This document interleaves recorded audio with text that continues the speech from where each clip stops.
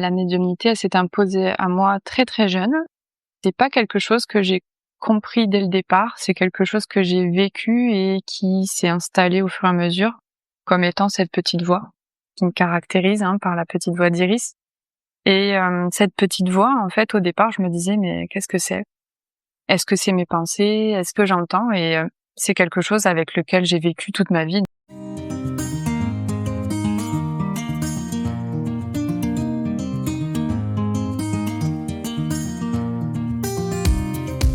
Bienvenue sur Aujourd'hui Écrivons Demain, le podcast Feel Good qui met en lumière les acteurs du nouveau monde et vous redonne espoir.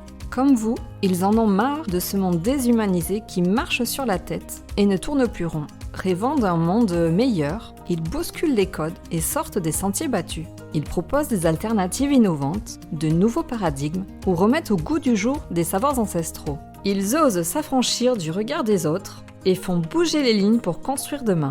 Ils œuvrent pour la préservation du vivant et le bien de l'humanité. J'ai à cœur de vous partager toutes les initiatives qui vont dans le bon sens, parce que nous sommes le changement que nous voulons voir dans le monde. Tous les lundis, je vous invite à découvrir l'histoire de l'un de ces humains engagés et conscients.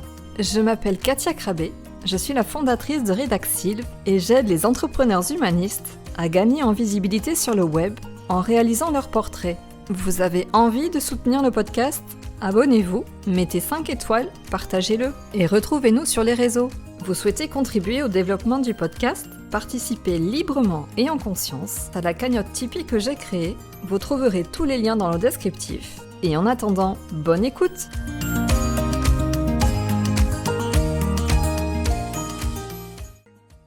Aujourd'hui, je suis avec Iris de la petite voix d'Iris. Son fil rouge, prendre soin des autres et les accompagner sur leur chemin de vie. Après avoir exercé plusieurs années dans le milieu du social, une blessure invalidante l'oblige à changer de cap et à admettre l'évidence. Elle doit faire profiter aux autres des capacités médiumniques qui se manifestent à elle et dont elle ne peut nier l'existence. C'est ainsi que naît la petite voix d'Iris, cette petite voix qui murmure au creux de son oreille. Iris est spécialisée dans le transgénérationnel. Elle permet aux personnes qui la consultent de se défaire de leurs traumatismes issus des générations passées. Mais pas seulement, comme vous allez le voir. Je vous invite à vous immiscer dans notre conversation. Bonne écoute. Alors bonjour Iris. Et bonjour Katia. Je te remercie d'être avec nous pour Aujourd'hui Écrivons Demain. Est-ce que pour commencer, tu veux bien nous raconter comment cette médiumnité s'est imposée à toi ? Alors moi, la médiumnité, elle s'est imposée à moi très très jeune. C'est pas quelque chose que j'ai compris dès le départ, c'est quelque chose que j'ai vécu et qui s'est installé au fur et à mesure comme étant cette petite voix qui me caractérise par la petite voix d'Iris. Et cette petite voix, en fait, au départ, je me disais mais qu'est-ce que c'est ?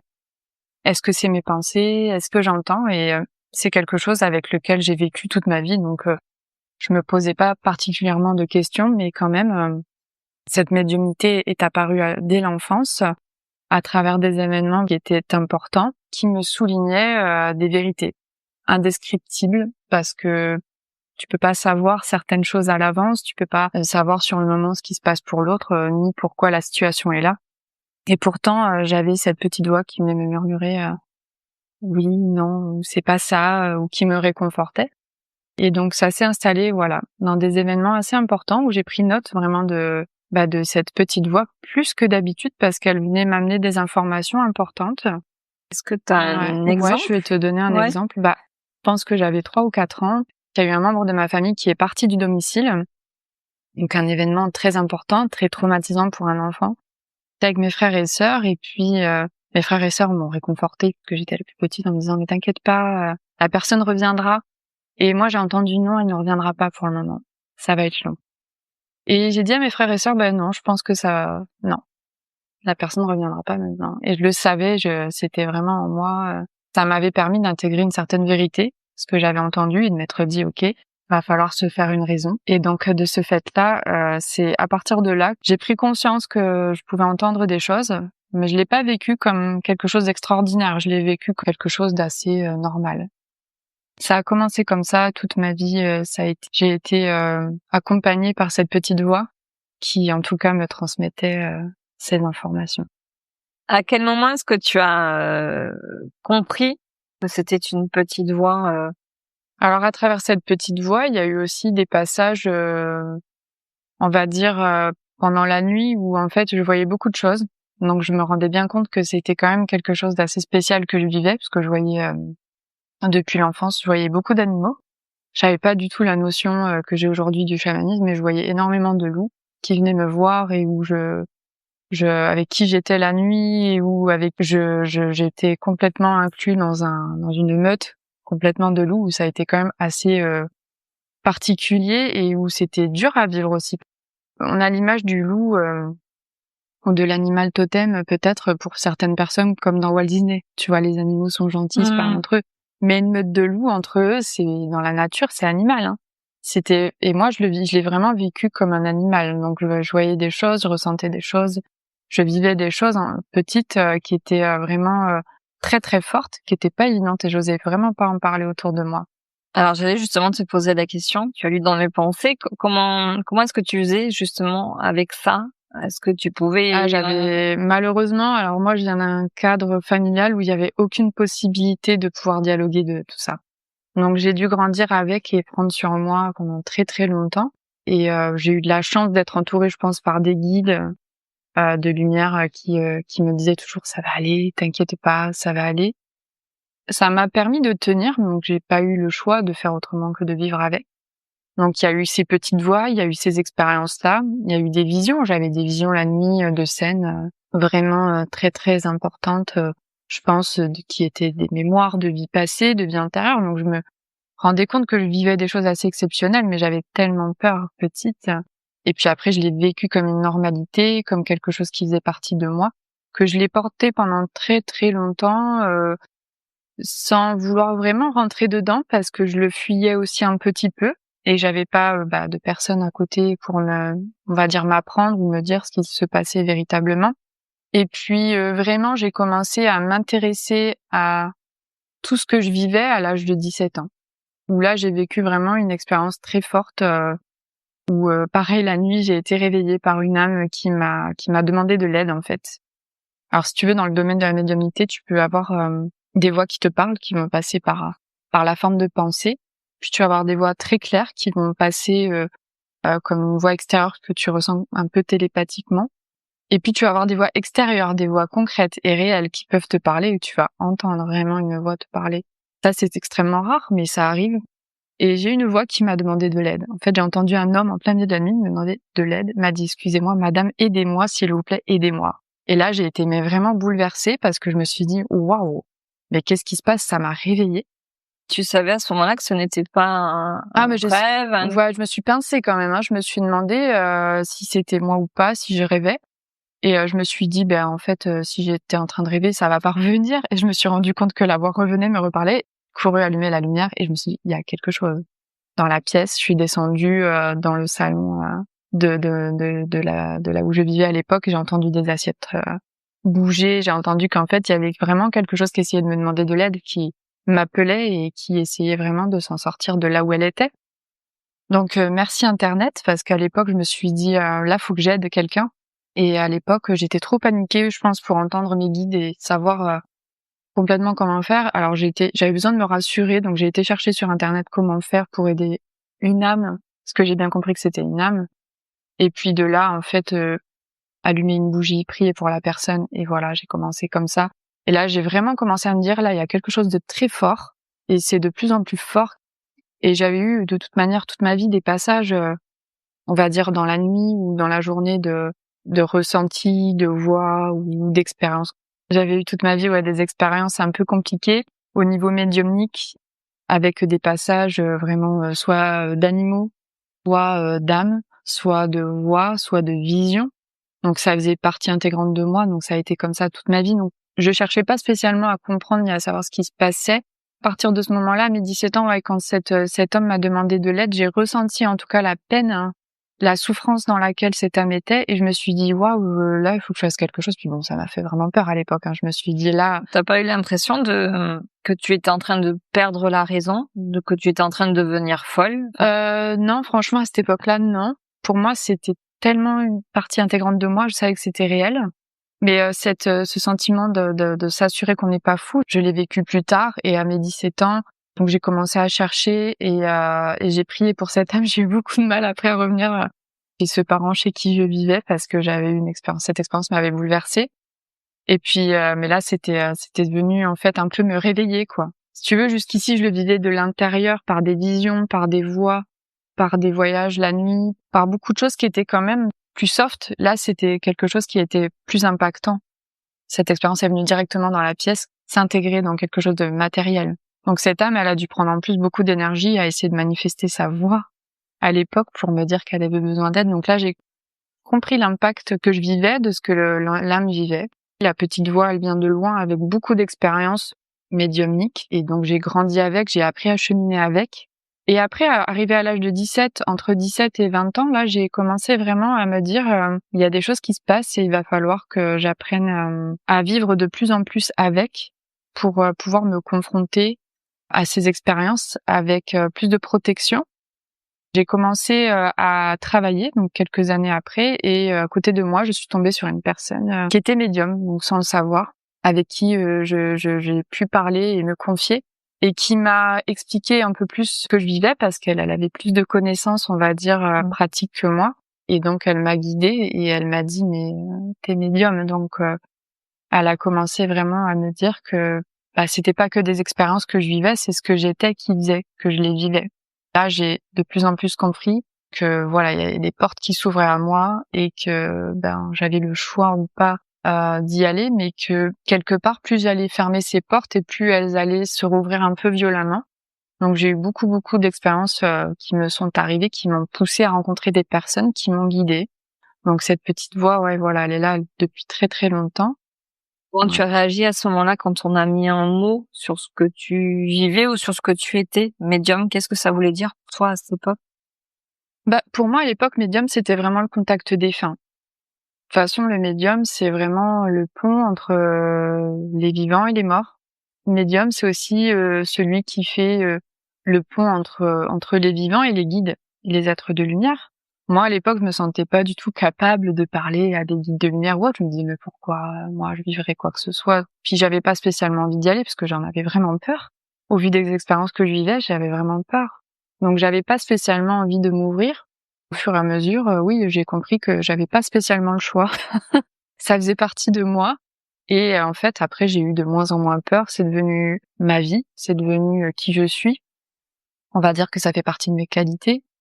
Je l'ai vraiment intégré comme étant un bonus, un plus, et plus comme quelque chose de spécial et qui me ramenait à de la peur. Parce que voilà, j'étais aussi entourée par des personnes qui pouvaient me guider. Donc j'ai eu beaucoup de chance. Qui t'a permis peut-être d'apprivoiser finalement cette petite voix qui s'est manifestée à toi. Ouais. Clairement, c'est vraiment tu t'apprivoises ça. T'apprends toute la vie, je pense, à savoir qui tu es, mais quand tu as des particularités comme ça, tu vas falloir mettre beaucoup de conscience dessus pour apprivoiser ces clés que tu as, ces ouvertures que tu as et apprendre. Tu apprends tout le temps à mieux gérer en fait. Et puis au-delà de ça, à travers la médiumnité et à travers tout ce que j'ai appris, qu'il y avait je le savais, mais je voulais pas vraiment rentrer dedans, mais qu'il y avait des défunts, qu'il y avait des animaux qui me parlaient, qui venaient à moi, qu'il y avait aussi des guides, qu'il y avait même presque des personnes qui viennent d'autres planètes te parler. Je me suis dit, waouh, il y a tellement de choses en fait avec lesquelles je suis en contact, et ça me paraissait incroyable. Et en même temps, il y avait tout ce que je captais moi dans mon corps des autres. Donc ça a été compliqué aussi. Ouais. Quand t'es médium, t'as quand même la particularité. Alors, on est souvent, je dis pas tout le temps, je dis pas que ce que je vis c'est la même chose pour tout le monde, mais on a quand même beaucoup d'empathie, de ressenti. À la clairaudience, la clairsentience. Donc la clairaudience, tu entends, le ressenti, tu ressens. Et de là, tu te dis, ok, donc j'ai la médiumnité qui est là, j'entends, je ressens, je vois. Mais en plus, avec les autres, c'était aussi ça l'apprentissage, c'était très compliqué pour moi.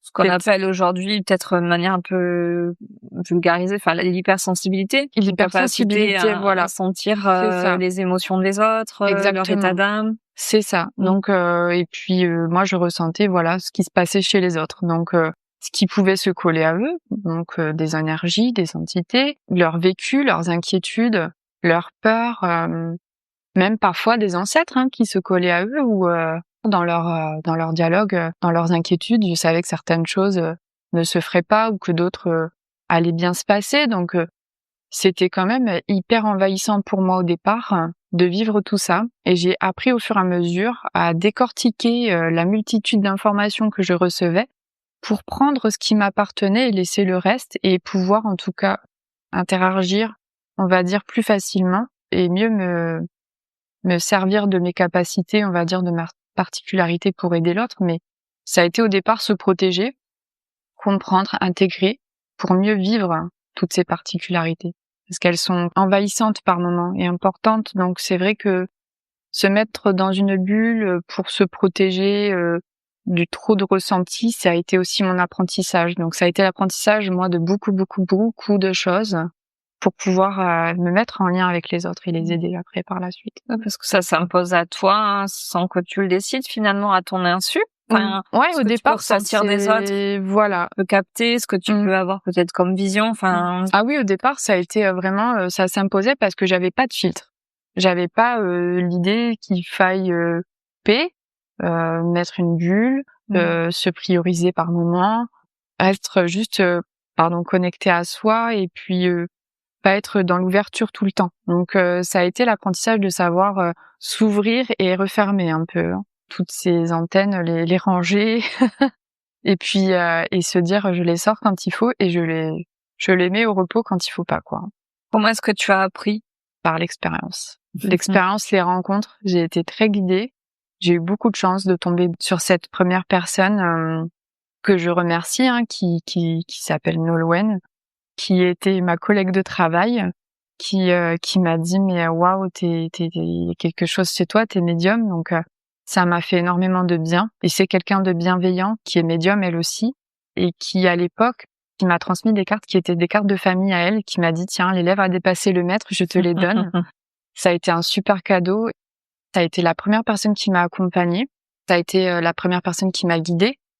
Et puis après, ça a été beaucoup mes guides. Mais bon, j'ai dû vivre comme beaucoup de personnes. C'est pas parce qu'on est médium ou dans le domaine thérapeutique que en fait, on est épargné par la vie et par les expériences. Et donc de là, oui, ça s'est de plus en plus ouvert. Je pense qu'on a des lieux où on est prédestiné à être. Et suite à ça, moi, je suis partie de la région où je vivais pour aller dans la région où j'ai rencontré mon compagnon. Et dans cette région, pareil, j'ai travaillé dans une entreprise où en fait, je suis tombée aussi pareil sur une personne qui cette fois-ci était guérisseur, qui m'a aidée aussi à l'époque, qui m'a dit mais écoute, tu as quelque chose de particulier, je pense que tu as une âme de guérisseuse en tout cas. Que moi à l'époque quand il m'a dit ça, je me suis dit voilà, ça va trop loin. C'est pas possible. Ça a été un long cheminement. Et cette personne était en contact avec des maîtres ascensionnés. Alors moi, j'y connaissais vraiment rien à l'époque. Je me suis ouverte petit à petit. Oui, parce que c'était pas du tout ton activité à ce moment-là. Pas du tout. Moi, j'ai travaillé dans beaucoup de choses, dans le social énormément. Donc, j'étais toujours dans l'aide au niveau de l'humain, mais je pensais pas un jour faire quoi que ce soit de tout ça, parce que je pense que c'était tellement dans ma vie depuis toujours que je pensais que c'était assez normal. Donc, je me rendais pas compte. Je cherchais pas spécialement à faire quoi que ce soit parce que c'était déjà pas évident à vivre. Alors, je me disais en faire un métier, il y avait du boulot, quoi. Cette personne m'a mis en contact avec un maître ascensionné. Et moi, il m'a dit, il va venir te voir. Alors, un maître ascensionné, du coup, c'est un être de lumière. Et tu te dis, mais comment il va venir me voir? Et j'y croyais pas. Quand il m'a dit ça, je me suis dit, mais qu'est-ce qu'il me raconte? Parce que j'avais le côté très cartésien, malgré tout. Je me suis dit, je veux pas rentrer dans des trucs, tu vois, trop perchés ou autre. Je voulais garder ce côté très terre à terre. Il m'a dit oui, va venir te voir. Donc je pense que de là, il y a eu effectivement, il y a eu cette présence qui est venue me voir. Ça a été une expérience incroyable où j'ai entendu des tambours à l'époque. J'ai entendu une voix chanter. J'ai eu vraiment une expérience très très spirituelle et j'en croyais pas mes yeux, quoi. J'en croyais pas mes oreilles. Je me suis dit mais qu'est-ce que c'est que ça? J'ai entendu des chants. Tu le voyais aussi ou tu l'entendais ça? Alors là, ça a été que auditif et j'ai eu une expérience où en fait j'ai beaucoup bougé, où on m'a fait bouger au niveau du corps et j'étais figée, où j'ai reçu, j'ai l'impression, une espèce d'initiation de ce maître ascensionné qui est venu jusqu'à moi pour me dire allez, t'es pas prête, mais on va t'aider à bouger certaines choses. Et donc là, le lendemain, j'ai revu mon collègue de travail, je l'ai regardé, j'ai dit non mais c'est pas possible. Il était écoulé de rire. Et là, j'ai pris vraiment conscience de la dimension de ce domaine-là. À quel point ça pouvait aller loin, spirituellement parlant. À quel point on pouvait vivre des expériences assez fortes. J'ai réalisé encore plus que c'était réel et je me suis dit mais c'est pas possible quoi. Et si. Et je me suis dit mais waouh, qu'est-ce que je fais de tout ça?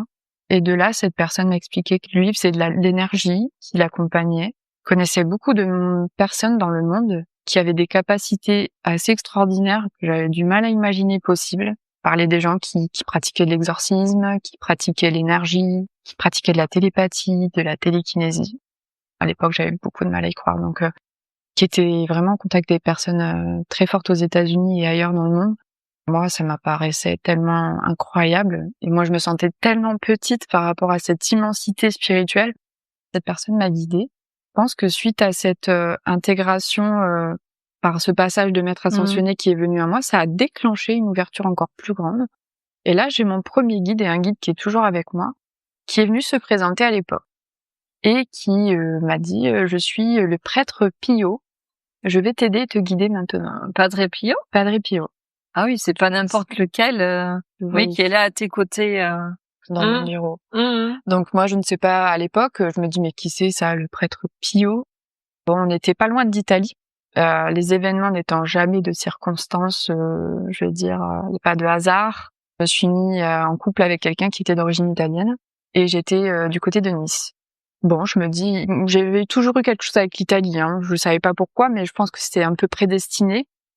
Il y a aussi, tu verras au niveau transgénérationnel, des accointances, puisque dans ma famille, on a beaucoup de personnes qui se sont mariées avec des Italiens. Donc ça, c'était aussi le cheminement, on va dire, au niveau ancestral chez moi, qui était assez marrant. Ma mère aussi est avec quelqu'un d'origine italienne, donc c'était remis avec quelqu'un d'origine italienne, puisque mes parents sont séparés. Donc je me disais, waouh, c'est fou, il y a des trucs quand même, tu vois, un peu transgénérationnels, du coup, que je voyais chez moi. Et puis, bon, je me disais, bon, le prêtre Pio, pardon, qui vient à moi. Et le lendemain, donc j'en parle à mon guide terrestre, à la personne qui m'aidait à l'époque, et puis je lui dis, écoute, j'ai un monsieur qui est venu me voir, il me dit que c'est le prêtre Pio et qu'il va me guider, donc moi je prends pas l'importance du truc plus que ça. Et il me dit, mais tu parles du Padre Pio? Et je lui dis, ben ouais, je sais pas. Il me dit, oui, non, mais le Padre Pio. Et il me dit, c'est quelqu'un de très important, donc je me dis, ok, je sais pas trop quoi en faire, ça me fait un peu peur encore. Et donc il m'a dit non, il vient pour t'aider, donc accueille. Donc à partir de là, le Padre Pio est toujours avec moi. Mais le Padre Pio, il accompagne énormément de personnes dans le domaine et pas que, même. Tu n'as pas l'exclusivité du Padre Pio. Non, mais pas du tout. Il est ouvert à tout le monde. Mais personne n'a l'exclusivité de rien, en fait. C'est ça que j'ai envie de dire aussi. C'est pas parce qu'on est thérapeute médium ou dans cet espace que, en fait, on est préservé de tout ce qui se passe ailleurs. On n'est pas au-dessus, on n'est pas en dessous, on est comme tout le monde. On a juste une particularité, comme d'autres ont des particularités que moi je n'ai pas et que j'aurai jamais. Donc on n'est rien d'exceptionnel. Je pense que c'est parce qu'on est dans une ère où en fait ça peut paraître quelque chose de particulier, mais je pense qu'un jour la vie fera en sorte que ça sera tellement presque normal qu'on ne parlera plus de quelque chose qui est de l'ordre de l'exception. C'est une particularité, on peut développer peut-être à certains degrés, mais tout le monde n'est pas non plus fait pour ça, parce que c'est pas forcément évident d'être dans ce domaine. Oui, c'est ce qu'on disait tout à l'heure. C'est vraiment pas facile. Ouais. Ah non. C'est pour ça que je pense que je peux dire aux personnes qui voudraient se lancer dans le domaine, c'est de faire très attention parce que c'est très dur. On peut vous montrer beaucoup de lumière, beaucoup de belles choses, et puis ça peut donner envie, mais il y a aussi beaucoup d'obscurité. On est confronté beaucoup à d'âmes vraiment noires aussi par moments, de négativité, donc la lumière attire l'ombre et l'ombre la lumière. Il y a un équilibre dans tout, mais c'est vrai que faut savoir beaucoup se protéger et savoir à qui on parle quand on est médium. Parce que ça ne s'improvise pas et on peut pas se dire énergéticien ou médium comme ça. Non, parce que ça peut être dangereux. Sincèrement, ça peut être dangereux parce que tu as de l'autre côté du voile des âmes pures et gentilles et belles, puis tu as des âmes négatives, néfastes et mauvaises. Et elles vont se faire passer pour des belles personnes, te dire des choses, et elles peuvent aussi te dire te mettre en confiance et t'emmener là où il faut pas. Donc Te manipuler. Donc quand t'es médium, il faut savoir que tu reçois des messages, mais que tu sais l'énergie si elle est bonne ou pas. Tu sais à qui tu parles globalement. Donc s'il y a une âme qui vient te parler puis qu'elle te raconte taratata n'importe quoi, tu lui dis non, toi, je sais exactement que tu n'as pas à être ici, que ce que tu me racontes, non, je n'en veux pas. C'est négatif, t'es pas un être de lumière, t'es pas un guide, t'es pas, voilà. Donc je prends pas, il faut savoir faire la différence aussi dans toutes ces choses-là. Les démasquer. Les démasquer. Et en fait, il faut savoir traduire l'énergie, les messages, c'est une traduction parce que tu peux avoir des guides qui te parlent d'une manière très claire. Tu vas avoir des guides qui vont te parler d'une manière vibratoire. Donc là, il va falloir traduire l'énergie que tu reçois. Et puis tu vas avoir des guides qui vont te transmettre des images et il va falloir traduire les images. Donc on est vraiment, nous, les médiums, des traducteurs de l'énergie, de tout ce qu'on reçoit au niveau des messages. Et on fait le tri, on est le filtre des bons et des moins bons messages aussi, et des énergies bonnes et moins bonnes. Le Padre Pio, je pense, est arrivé dans ma vie puisque lui, c'était un prêtre qui, pour moi, à travers la religion, a vécu sa spiritualité pour aider les autres. C'était un grand guérisseur, vraiment un très grand guérisseur. Il a fait énormément de miracles. Et puis, il a transmis énormément de messages. C'était un être quand même assez exceptionnel qui a eu une vie très très dure, qui a été au proie avec des énergies très négatives. Mais je pense qu'à l'époque, il nettoyait tellement de gens qui venaient à lui au niveau de l'église que j'imagine même pas le nettoyage qu'il devait faire constamment pour essayer d'être en paix à peu près, quoi. Donc il a eu une vie vraiment pas facile du tout. Il a été assez exceptionnel et lui, il est pas du tout. Voilà, dans des regrets d'expériences positives ou négatives, il est dans ce qu'il a vécu avec un accueil inconditionnel, donc avec beaucoup d'amour. Je pense qu'il m'a amené cette confiance, cette protection, cet accompagnement dont j'ai toujours eu besoin. Et de là, oui, ça, c'est à cette époque-là pour revenir à ce moment où il s'est, on va dire, présenté à moi. C'est vrai que j'avais pas la notion de toutes les conséquences que ça pouvait avoir derrière et pourquoi évidemment. Parce qu'encore une fois, à ce moment-là, tu n'en faisais toujours pas ton activité. Non, toujours tu étais pas. dans un autre secteur d'activité. Voilà, exactement. J'étais dans le domaine sur ton chemin initiatique. C'est ça. J'étais vraiment dans un long chemin initiatique. De là, des expériences voulues que nous venions donc de Nice dans les Landes. Et en fait, pareil, les Landes, je savais que mes grands-parents ils venaient beaucoup en vacances, que ma mère y avait été en vacances et que j'avais même des ancêtres au Pays Basque qui y sont. Et donc, mais jamais j'aurais imaginé venir dans les Landes. Parce que toi, tu es originaire d'où? Ah, moi, je suis de Picardie, du Nord. Ah oui, en effet. Donc jamais, je pensais quitter ma Picardie natale. Et puis jamais, mais tu vois, comme tout dans la vie, t'imagines jamais que certaines choses vont t'arriver. Et puis quand tu te lances, quand tu laisses le cours de la vie venir à toi, c'est une aventure. T'imagines jamais le positif, à quel point il peut être présent.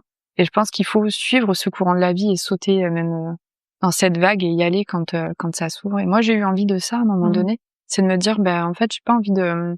Moi, je me sentais pas à ma place en Picardie, je me sentais pas chez moi. Et je me suis dit, j'ai envie de vivre ma vie pour moi. Et pas de rester pour la région ni pour ma famille, parce qu'à l'époque, je me sentais pas spécialement à ma place. Quand j'ai trouvé mon compagnon, ça a été une évidence, parce que je pense que quand je l'ai trouvé, je l'ai retrouvé aussi, parce que je pense que c'est pas quelqu'un que je connaissais que depuis cette vie. Ça a été évident, et comme beaucoup de personnes qui peuvent le vivre, il y a des rencontres qui sont des évidences et qui sont des retrouvailles. Et sur la côte, on se sentait pas non plus chez nous, non plus. Il ne se sentait pas chez lui. Côte d'Azur, Ouais. Il se sentait pas chez lui non plus. Et lui, il me disait qu'en fait, depuis des années, il avait été pas mal sur le Pays Basque, les Landes, en vacances aussi. Alors bien avant qu'on parte dans les Landes, j'avais quand même eu ma belle-mère qui m'avait offert une croix basque, on ne savait pas pourquoi, en collier. Toute petite, j'avais collectionné des petites maisons. Ma mère me disait toujours c'est des maisons landaises. Donc au final, quand je revenais en arrière, j'ai rigolé le jour où je me suis aperçue que chez moi c'était dans les Landes, parce que je me suis dit on était quand même prédestinés, préparés quelque part. Et puis même mes ancêtres étaient dans le Pays Basque et étaient venus dans les Landes. Alors je me dis waouh, en fait je reviens à la maison. Et quand on s'est installé dans les Landes, je me suis dit je reviens chez moi. Et est-ce que là, tu te sens à ta place? Est-ce que ton compagnon se sent à sa place? Oui, complètement. Nous, on se dit landais alors qu'on n'est pas né ici. J'ai des ancêtres ici, mais j'ai l'impression d'être revenue à la maison, ouais. Et puis, c'est comme si tous ces guides m'avaient poussé à aller là où je devais être et que j'avais pu écouter et entendre là où je devais aller.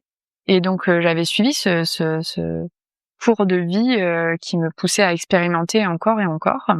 Padre Pio qui m'a poussée à continuer d'aller là où je devais être. J'ai continué du coup de cheminer dans les Landes, où là pareil, j'ai appris beaucoup de moi-même et où là j'ai vraiment commencé à me demander, tu me le disais tout à l'heure, mais est-ce qu'à un moment donné tu t'es pas demandé si t'étais folle de l'expérience que j'avais vécue de mon enfance et de mon adolescence et de ma vie d'adulte qui avait quand même été assez dure et pénible, besoin de travailler énormément sur moi. Vraiment, j'avais beaucoup de choses à voir et beaucoup de traumatismes et j'ai été donc à la recherche de quelqu'un. Et à l'époque, je suis tombée sur un magazine qui parlait de PNL, d'EFT, de toutes ces pratiques-là. Et puis mon guide m'a dit, tu vas trouver quelqu'un à côté de chez toi et elle fera de la PNL. Et donc j'ai trouvé quelqu'un à côté de chez moi qui faisait de la PNL et j'y étais. J'étais vraiment en proie avec beaucoup de mes énergies à moi qui avaient besoin d'être travaillées, d'émotions, de vécu, d'expériences. Et puis il y avait tout ça à côté. Cette médiumnité qui m'accompagnait aussi, qui était quand même pas évidente depuis l'enfance. Cette personne, psychothérapeute, m'a accueillie et donc je lui parle de mon enfance. Elle me dit waouh, c'est quand même fou tout ce que tu as vécu, cette conscience que tu as, parce que moi j'avais 25 ans quand j'ai commencé vraiment ma première psychothérapie. J'avais l'impression d'être foutue à l'époque, tu vois, tellement j'avais eu un vécu, une expérience difficile en famille. Et puis finalement, la personne me dit, enfin la psychothérapeute me dit mais c'est incroyable, à 25 ans, la conscience que tu as des choses. Elle me dit mais j'ai beaucoup de gens qui viennent me voir, elle me dit et l'état d'esprit que tu as, ils ont le même mais ils ont 50 ans, 60 ans. Donc elle me dit t'as pas perdu de temps, t'as que 25 ans. Donc je me suis dit ah bon, OK et j'ai commencé avec beaucoup de pincettes à lui parler un peu de ma médiumnité avec beaucoup de peur parce que je me suis demandé est-ce que rétrospectivement, est-ce que je suis pas est-ce que j'ai pas un déblocage, est-ce que j'invente pas des choses? Pas schizophrène, Exactement. Pas des hallucinations. C'est ça et j'avais envie d'avoir un diagnostic pour être certaine parce que je voulais pas me prêter en tout cas des capacités que je n'avais pas. Mais à l'époque, j'étais pas vraiment dans la recherche de prêter quoi que ce soit sur moi-même enfin j'avais pas envie d'investir quoi que ce soit là-dedans, mais j'avais envie de me rassurer. La personne m'a dit mais en fait Iris, t'as des capacités quoi. T'as des particularités médiumniques. Elle m'a rassurée énormément quoi. Elle m'a dit non ouais.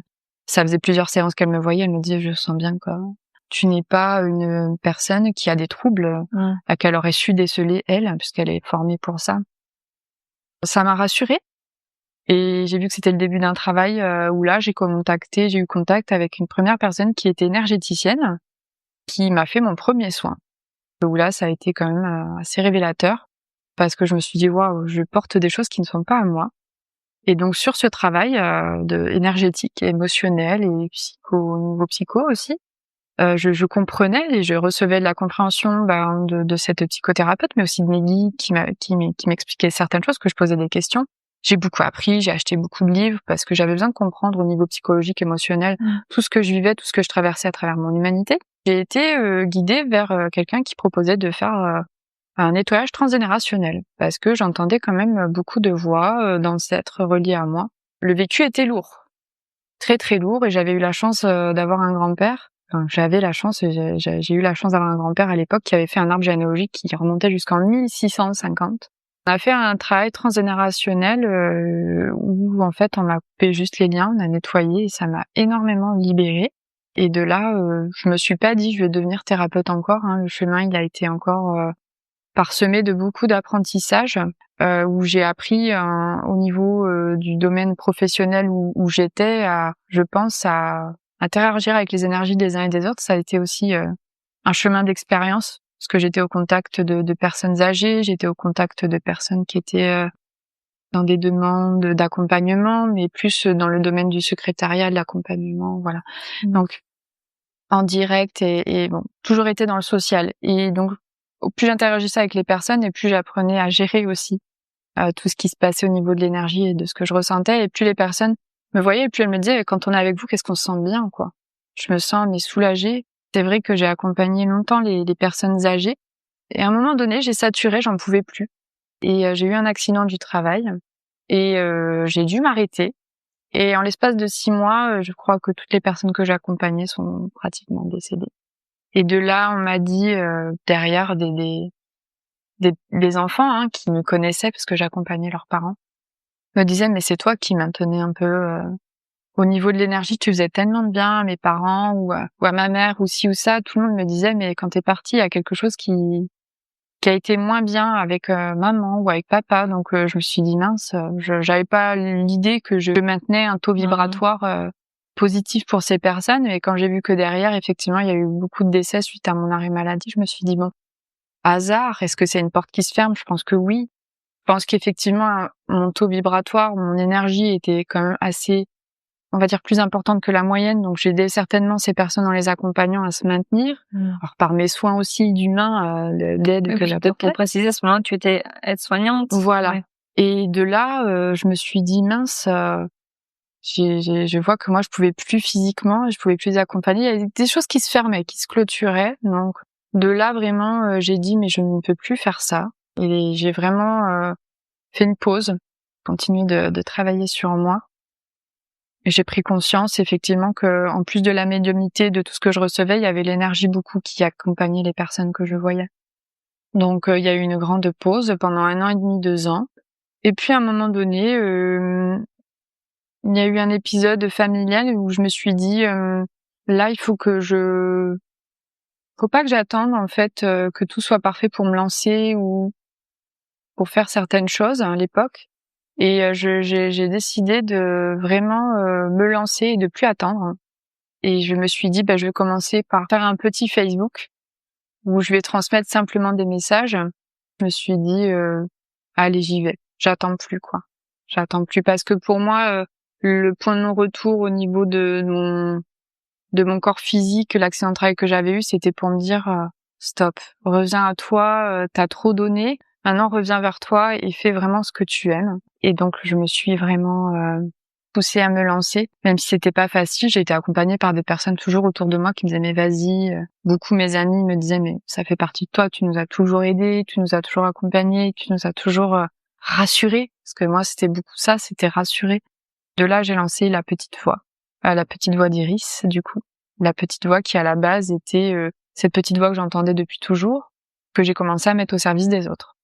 C'est aussi un clin d'œil au livre d'Hélène Caddy, qui est La petite voix, et où j'ai rajouté, à travers l'écho de ce livre, ma petite voix à moi, la petite voix d'Iris, parce que elle m'accompagnait depuis toujours, cette petite voix, et elle m'accompagne toujours. Et là, je me suis dit, allez, je me lance, je vais essayer d'aider les personnes que je peux aider, sans avoir d'attente particulière derrière, tu vois, je me demandais... Oui, sans grande prétention, voilà, que de vouloir juste non. essayer d'aider comme tu l'avais fait jusque-là. C'est ça. Je me disais, si ça marche, c'est bien, si ça marche pas, c'est pas grave. Et en fait, en l'espace d'1 an, j'ai pu arrêter mon travail et j'étais à temps complet, quoi. Et donc, je me suis dit, bon, je peux apporter plus que ça, alors, donc je voulais faire que de la médiumnité au départ, que transmettre les messages, et puis j'ai été poussée de plus en plus à faire des soins. Mon guide, pareil, m'a montré des choses. Ils m'ont transmis des soins là-haut, en fait, que j'allais faire. Ils m'ont montré un grand arbre de vie. Et cet arbre de vie-là, pour moi, ça me faisait penser à la généalogie, au transgénérationnel, à toutes ces choses-là. Et en fait, au fur et à mesure, en faisant des soins, je me suis aperçue que les personnes qui venaient portaient des choses qui n'étaient pas à elles. Et donc de là, j'ai commencé à me dire, je vais faire des soins transgénérationnels. Et je les ai faits comme moi, je les ai reçus de mes guides, comme j'ai appris à les faire toute seule, en recherchant en fait la base de la blessure que la personne porte actuellement et en remontant dans la lignée, voir un peu ce qui se passait. Et au fur et à mesure, je me suis servi de ma médiumnité pour, à travers les photos des défunts ou des parents ou des grands-parents, à essayer de voir quel était le fil conducteur qui disait que les personnes n'allaient pas bien. Ça a commencé comme ça, petit à petit. Ça a eu un effet boule de neige, de bouche à oreille, où j'ai pu commencer à faire mes soins. J'étais prête, je pense, là où il me disait ça y est, allez. C'était vraiment ça le message que je recevais, c'est n'attends plus quoi. C'est le temps d'y aller. J'avais travaillé sur moi pendant presque toute ma vie. Je pense que oui, j'étais prête, j'avais le recul. J'avais aussi peut-être plus de sérénité à l'intérieur pour pouvoir, on va dire, faire le tri sur tout ce que je recevais au niveau des personnes, parce que ça c'était aussi important. Donc oui, j'ai commencé à faire mes soins à l'époque petit à petit comme ça, et ça a très vite fonctionné. J'ai été très très très surprise, et beaucoup de bouche à oreille, parce que personne contente répète à une amie, à une copine, tiens, j'ai fait ça. Et puis les messages que je recevais, surtout des guides quoi, des ancêtres quoi, qui étaient là. qui permettait aux personnes de mieux comprendre leurs problématiques et de savoir, tiens, ça c'est à moi, ça c'est pas à moi. Ça c'est la réalité, ça c'est pas la réalité aussi, ça c'est important. Et aujourd'hui, où est-ce que tu en es dans ton avancée, dans tes soins, dans ce que tu proposes? Enfin, il n'y a pas beaucoup de choses que je propose, je vais pas dire ça. Ce que je propose, c'est toujours le soin transgénérationnel. C'est ce qui me caractérise le plus, d'être au contact des ancêtres pour aller, en tout cas, alors au niveau soit d'une guidance, éclaircir les problématiques du moment, pour pouvoir avancer et être plus serein sur son chemin de vie et s'orienter. Et puis, il y a le soin donc transgénérationnel pour couper tous les liens avec nos aïeux, les schémas répétitifs. Et puis, il y a beaucoup les guides et les ancêtres qui viennent pour aussi faire des soins d'accompagnement qui se situent plus au niveau énergétique, psychique, on va dire au niveau émotionnel, on va dire à un stade non plus qui n'est pas du domaine de la psychologie ni de la psychiatrie, mais où j'accompagne émotionnellement certaines personnes au niveau de leur enfant intérieur, à relâcher, on va dire, du vécu, et au niveau de leurs blessures d'âme, d'essayer d'aller explorer en tout cas ce qui se passe à l'intérieur pour retrouver un axe on va dire, sérénité. Globalement, c'est vraiment ça. Mon accompagnement, c'est d'aider vraiment les personnes à retrouver cette sérénité, à être plus en accord avec elles-mêmes, à être dans leur vraie vibration, au final. Parce que c'est ce que j'ai appris de moi, c'est tout ce que je portais, tout mon vécu, toute mon expérience d'hypersensibilité, tout ce qu'il y avait tout autour de moi. J'en ai fait tellement le tri, j'ai tellement appris de ça que ce que j'ai voulu apporter au niveau de mes soins, c'est à peu près la même chose, c'est-à-dire faire le tri. Faire le tri entre ce qui est à vous ou pas. Faire le tri entre ce qui est de votre expérience, ce qui est des autres, ce qui est à vos ancêtres, ce qui est de votre hypersensibilité, et accompagner les personnes à mieux se protéger, à mieux comprendre et à mieux vivre avec tout ça. Et si on veut te contacter, comment est-ce qu'on fait? Où est-ce qu'on te trouve? Alors, tu parlais tout à l'heure que tu avais écrit une page Facebook. Alors, j'ai ma page Facebook, La Petite Voix d'Iris. J'ai une page Instagram, La Petite Voix d'Iris. Et j'ai un site internet, La Petite Voix d'Iris aussi. On tape La Petite Voix d'Iris, globalement, on me trouve. Alors, parce que ce qu'on se disait aussi tout à l'heure, c'est que tu peux effectivement recevoir, j'aime pas ce terme-là, mais en présentiel. Oui. Tu peux recevoir dans ton cabinet en direct. Et tu peux aussi travailler à distance. Voilà. Ça fait quelques années que je fais beaucoup de travail à distance. Je fais des guidances à distance et je fais des soins à distance. Les soins à distance, se passent très très bien. Je suis au contact de personnes qui peuvent être au Canada, en Suisse, qui sont dans le nord de la France, qui sont en Espagne. Donc je suis un petit peu, pas partout, mais je fais en direct et à distance, comme je dis, les soins et les guidances. Oui, ne pas se sentir gêné s'il y a une distance, oui. exactement. C'est toujours mieux en direct. Sincèrement, je dirais pas le contraire, c'est toujours mieux en direct parce que pendant mes soins, j'utilise des outils chamaniques qui sont venus sur ma route aussi au fur et à mesure, qui m'ont permis d'avoir une pratique ancestrale aussi, qui était déjà en moi, qui était déjà intégrée. On pourra en reparler, mais ça serait très long. Mais le contexte chamanique m'a aussi beaucoup touchée et où j'ai beaucoup appris de mes guides chamaniques dans l'invisible et qui m'ont, on va dire, reconnu à travers ce qu'ils m'ont transmis, des pratiques qui m'ont permis de me dire j'ai les bonnes pratiques. Quand j'ai commencé à pratiquer le chamanisme, j'ai commencé à vouloir essayer de m'instruire et puis en fait j'ai vu que je connaissais déjà beaucoup de choses, que je connaissais énormément de rituels et autres qui étaient déjà en moi, qui me venaient déjà. Donc j'ai arrêté ensuite d'essayer de vouloir intégrer ou apprendre des choses ailleurs qu'à l'intérieur de moi-même. C'est toujours mieux de venir en direct, c'est sûr, parce que le tambour, il y a toutes ces choses qui sont belles à vivre sur le moment. Il y a les bols, il y a les koshis, il y a toute cette sonothérapie que j'utilise pour voyager, en fait. Oui, est-ce que tu as plein de cordes à ton arc? Ouais. Exactement. Ouais. Donc, j'utilise ces outils-là pour permettre à la personne de voyager et relâcher les énergies qui ne sont plus utiles. Quelles sont les valeurs qui t'animent dans les soins que tu prodigues et l'accompagnement? Les valeurs qui m'animent pour moi, pour tout le monde, pour chacun. Les tiennes, personnellement, ce que tu mets au service de ton activité? Je pense que j'essaye d'être dans l'humilité, la simplicité. Ça, c'est des valeurs qui m'importent énormément. L'accessibilité aussi. J'ai développé des soins de groupe à distance pour être accessible à des prix qui permettent à chacun de pouvoir participer à recevoir des énergies bienveillantes. Mais oui, pour moi, l'humilité, la simplicité, c'est très important. Je pense que c'est très important de rester terre à terre, de rester humain. Cette humanité, elle est très importante pour moi. Accueillir la vulnérabilité de chacun, c'est important de rester dans cet axe-là d'accueil, en fait. Je dirais que c'est vraiment les valeurs qui m'importent, c'est d'accueillir, en fait, la personne telle qu'elle est. Sans jugement, sans prétention, voilà. En toute simplicité. C'est vraiment super important pour moi.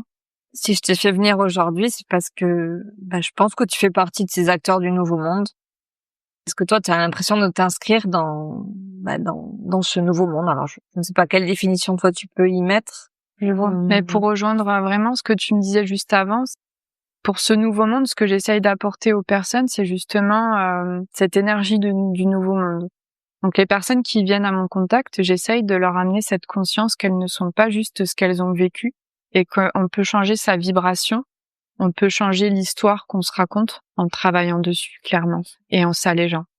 Et je pense que la meilleure manière d'aider ce nouveau monde à émerger, c'est d'amener cette légèreté au contact des personnes qui viennent à moi, en étant plus en accord avec elles-mêmes. Moi, j'ai ce dicton d'être vraiment reconnecté à sa véritable nature. Et je pense qu'effectivement, plus on va se reconnecter à sa véritable nature, plus on va être soi-même et plus on va être acteur du nouveau monde, parce qu'on va vibrer quelque chose qui est plus en accord avec la planète. Je pense que effectivement, revenir à l'essentiel, l'humilité, la simplicité, l'écoute de soi, l'accueil fait partie du nouveau monde. On en a cruellement besoin. On a besoin de revenir à un rythme normal. On a besoin de revenir à beaucoup de choses simples.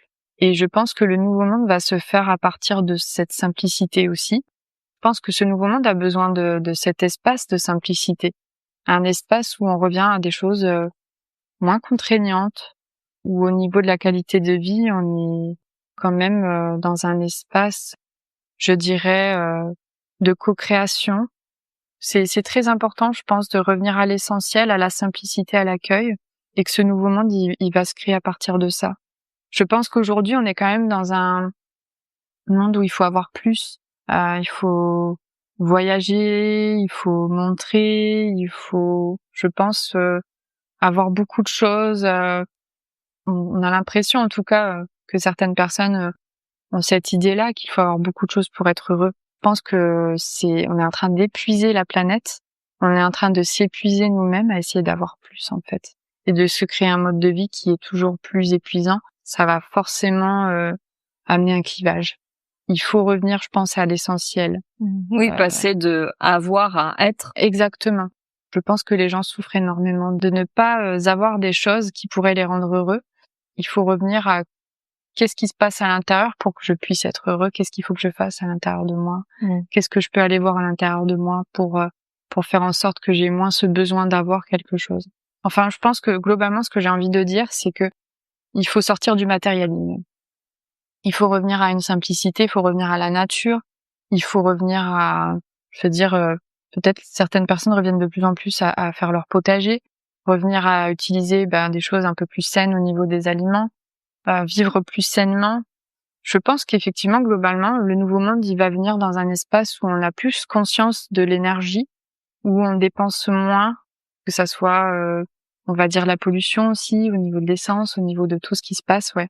C'est vraiment, je pense, un épuisement de la planète et de l'être humain qui se passe un peu en ce moment. Tout le monde est très fatigué, tout le monde est très épuisé. La planète aussi arrive un petit peu sur ses réserves. Et je pense que le mode de vie très en vitesse, très dans le vite que on vit actuellement ne nous permet pas, en tout cas, de vivre le nouveau monde. Revenir à un espace de paix, de calme, de sérénité. Là, je pense avec des vrais cycles, des cycles normaux. Là, oui, c'est revenir à un rythme normal. C'est revenir à quelque chose de plus sain qui fera partie du nouveau monde. C'est respecter simplement les rythmes de la nature, de tout ce qui est. C'est presque du bon sens. Exactement. Revenir au bon sens. Exactement. Je pense que les acteurs du nouveau monde se doivent d'être dans ce bon sens, de respecter, on va dire, la nature. Ça nous ramène à nous respecter nous-mêmes, puisque la nature, tu peux pas la forcer à pousser plus vite. Les arbres, ils perdent leurs feuilles en hiver, ils reviennent au printemps et à l'été. Je veux dire, l'être humain est exactement de la même manière avec des cycles. Et je pense que si on respecte la nature, on se respecte soi et on apprend à vivre le moment présent avec vraiment toutes ces belles choses qu'on a autour de nous. Je sais pas si j'ai été claire, mais ça comprend beaucoup de choses en fait. Le nouveau monde, c'est déjà en soi le nouveau monde. Oui. Alors, c'était pour trouver une appellation nouveau monde, mais c'est évidemment quelque chose qu'on est déjà en train d'initier, de construire et de vivre. Oui, on construit et on déconstruit beaucoup aussi. Oui. On déconstruit énormément. On est vraiment dans une grande déconstruction qui peut être psychique, psychologique, énergétique, émotionnelle, conscience. Et dans la matière, il y a énormément de déconstruction. Et je pense que la vérité est quelque chose qui va aider l'homme et l'être humain, la femme, tous ceux qui sont vivants, à avancer vers le nouveau monde. Donc la vérité, je pense que c'est d'être en conscience et en reliance avec la nature, notre nature première. Je pense que cette vérité, c'est qu'est-ce qui fait qu'on est ici sur cette terre, pourquoi on vibre, pourquoi on vit. On vit pas pour avoir plus, pour avoir une grosse voiture, une grosse maison, pour dépenser. Non, on vit pas pour ça. Faut revenir à quelque chose de plus essentiel et qui a plus de valeur au final. Alors, on arrive à la fin de l'interview. Est-ce qu'il y aurait une question que je ne t'ai pas posée, que tu aurais aimé que je te pose? Je pense que j'aurais bien voulu parler un peu plus du chamanisme, peut-être du côté chamanique des animaux totems, des animaux, de tout ce qui nous entoure au niveau de ces esprits-là, de la nature et autres. Ça, c'est quelque chose qui me touche vraiment beaucoup et qui est très intéressant. Mais on a tout peut-être une autre fois d'en parler. Pourquoi pas? D'accord. Est-ce qu'il y a quelque chose que tu veux ajouter avant que moi j'ai quelque chose à te proposer pour terminer?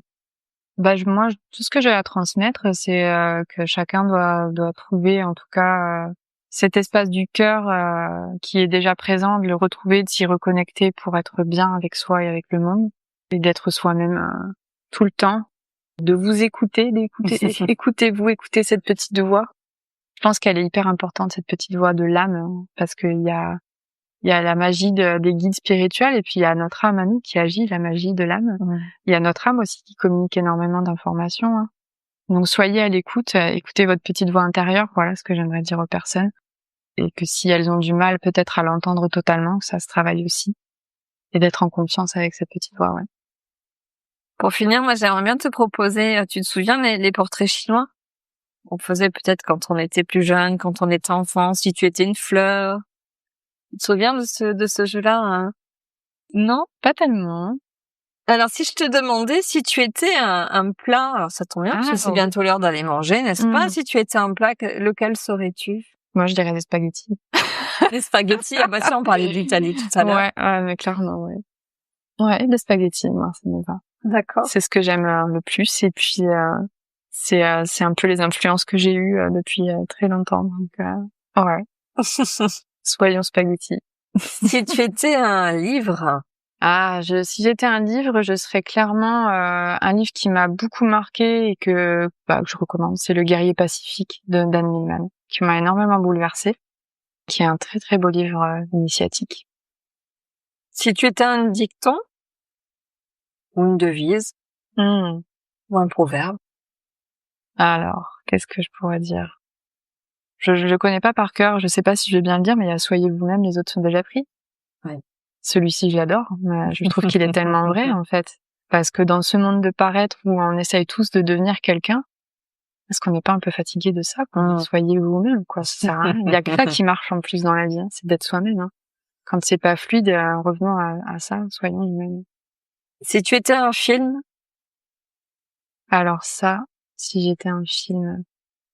Mon film préféré, c'est Les Mémoires d'une geisha. Ah oui. Et j'adore ce film, il me touche énormément. Et pareil, là, c'est au niveau spirituel que je suis très touchée par l'Asie.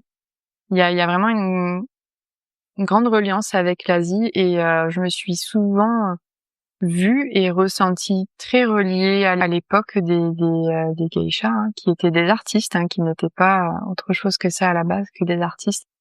Et je suis très touchée par ce monde et cette époque-là des geishas et qui je trouve était magnifique, qui avait tout un art d'être très très très beau et par lequel je pense être très reliée. Moi. Certainement, peut-être ai-je vécu une vie à cette époque ou autre qui me touche beaucoup. Et si tu étais un super-héros ou une super-héroïne? Qui serais-tu? Si j'étais un super-héros ou une super-héroïne, pas vraiment de super-héros, de super-héroïne en tête. Peut-être des personnes qui m'inspirent, Est-ce qu'il y en a une que tu aimerais nous partager? pas spécialement de super-héros, de super-héroïne. Je cherche. Peut-être n'y en a-t-il pas. Il semble que ce soit la question piège à chaque fois. Ouais, super-héros, super-héroïne, c'est vrai, ça bute un peu là-dessus.